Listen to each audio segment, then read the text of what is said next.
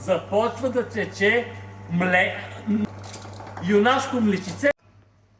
Момичета, днеска ще ви уча как се прави най-вкусното кафе в Техническия университет. Значи, хващате ето тази дръжка.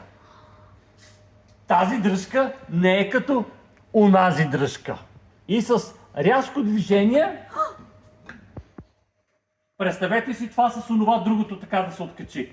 И сега, ето тук го слагате го внимателно и тук натискате с пръстчето така и натискате едната част. О, Боже Господи! След това, ето тук е така го подравнявате много внимателно. И може така ляво-дясно малко да завъртите. Сега почти е готово, ама не съвсем. И тук сега е това движение много важно. Слага се по 45 градуса. Хоп! И не трябва да забравяте да сложите чинийка и чашка. Така и да нацелите чучурката да е точно където трябва. Сега, коя ще си даде вълшебното пръстче? Ето.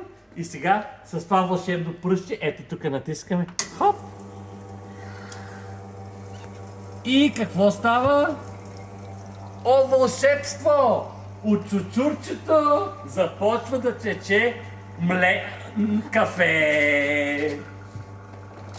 Юнашко млечице тече от друго място. Гледайте, гледайте. Вижте колко много тече.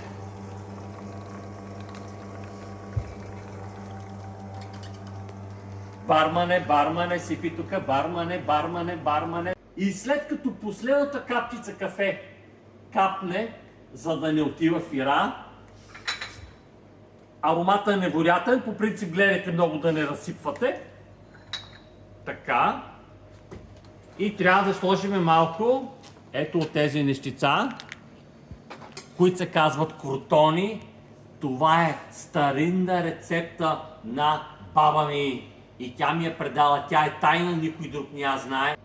Изчакайте 5 минути да се разтопят в кафето и вкусът е... Вероника, казах ти 5 минути да изчакаш. Не пий сега кафето, чакай 5 минути и после бъркай с големия черпак.